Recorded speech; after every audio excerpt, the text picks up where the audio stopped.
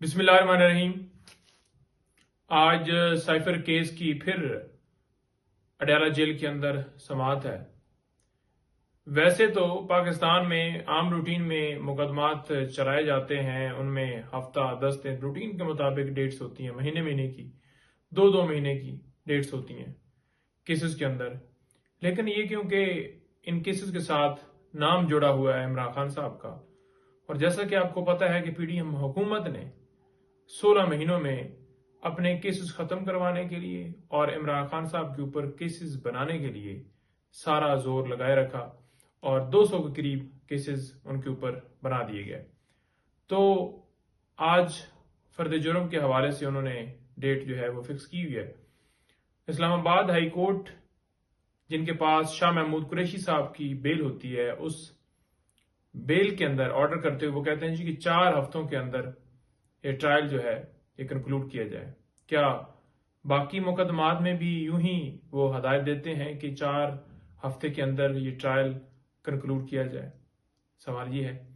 और दूसरा सवाल ये है कि जब इस्लामाबाद हाई कोर्ट ने ओपन ट्रायल का कह दिया कि ओपन ट्रायल होना चाहिए, तो क्या ये ओपन ट्रायल हो रहा है? किसी सूरत हम इसे ओपन ट्रायल नहीं मानते।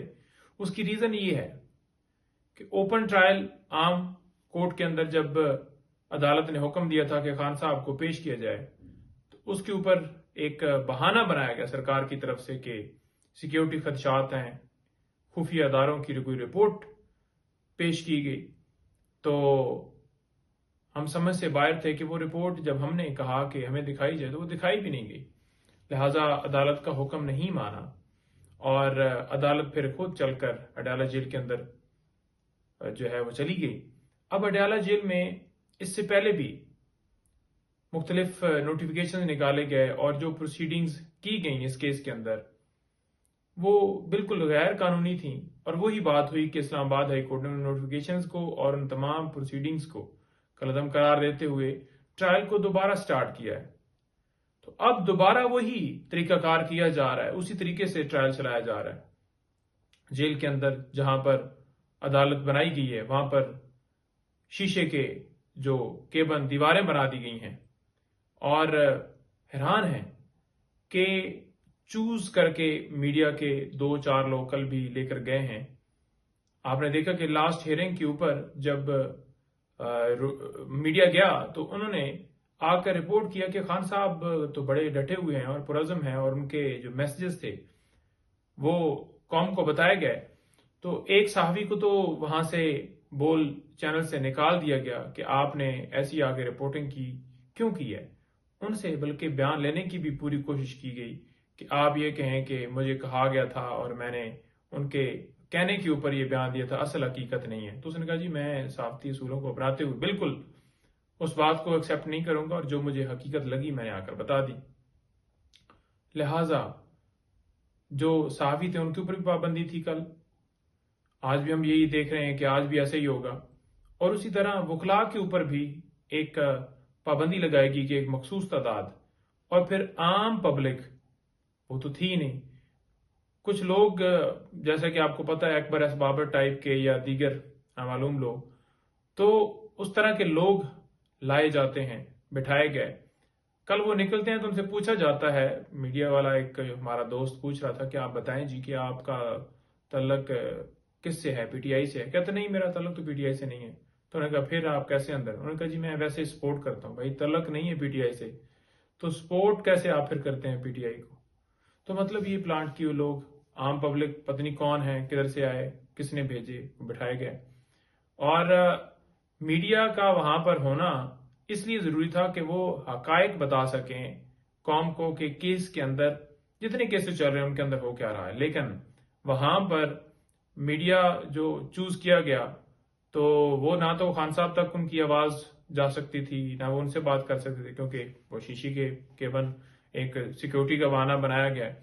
अदरवाइज हम देख रहे हैं कि वो जो नामालूम लोग हैं वो उस समाज के ऊपर मौजूद थे उस हॉल के अंदर, उनसे कोई खतरा नहीं है।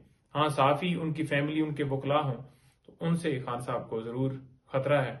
और जहां पर जैसा आप बैठे हुए हैं वहां से जो साहबी बैठे हुए कम से कम 20-25 फुट 30 फुट का वो फासला है। तो वहां से जो समाअत चल रही होती है, जो कार्रवाई चल रही होती है, जो दलाइल चल रहे होते हैं, वो भी मीडिया के लोगों तक रिपोर्ट नहीं होते। तो वो जब कल समाअत खत्म हुई तो उन्होंने पूछा कि हमें जी बताया जाए कि क्या हुआ है समाअत में। तो क्या ये सिर्फ लोग एक ड्रामा रचाया जा रहा है कि लोगों को अंदर ले जाना है, जब उन तक समाअत की आवाज ही नहीं आ रही कि अंदर हो क्या रहा है, तो फिर उस अंदर भिजवाने का क्या फायदा। तो फिर क्या इसे ओपन ट्रायल कहेंगे? ओपन ट्रायल का मतलब होता है आम पब्लिक, वकला और फैमिली और जो साफी हैं वो जाएं, बिल्कुल उनको हर तरह से एक्सेस हासिल हो। और जेल के अंदर ही क्यों की जा रही है? अगर एक शख्स को आप सिक्योरिटी नहीं दे सकते तो 26 करोड़ आवाम को आप कैसे सिक्योरिटी जो है वो फराम करेंगे? इसी तरह तोशाखाना केस वो भी कल लगा हुआ था और उसके अंदर इनिशियल दलाइल कुछ हुए हैं, आज मजीद उसके अंदर दलाइल होंगे। इसके साथ साथ अलकादर ट्रस्ट केस तोशाखाना, जो आपको पता है बीबी साहिबा के ऊपर भी एक इसी तरह से कार्रवाई नैब के अंदर चलाई गई है, तो वो भी आज दोनों केसेस में बीबी साहिबा भी पेश होंगी वहां पर। और इसके साथ साथ इलेक्शन कमीशन वो भी जनाब अब चल के जा रहा है, तौहीने अदालत की कार्रवाई स्टार्ट है। इलेक्शन कमीशन जो है वो कमीशन है, वो अदालत नहीं है, ट्राइब्यूनल नहीं है, तो उसके पास तौहीने अदालत का इख्तियार ही नहीं है। पहले तो उसके पास इख्तियार नहीं है और दूसरे नंबर पर अब वो भी अडयाला जेल के अंदर चल के जा रहा है।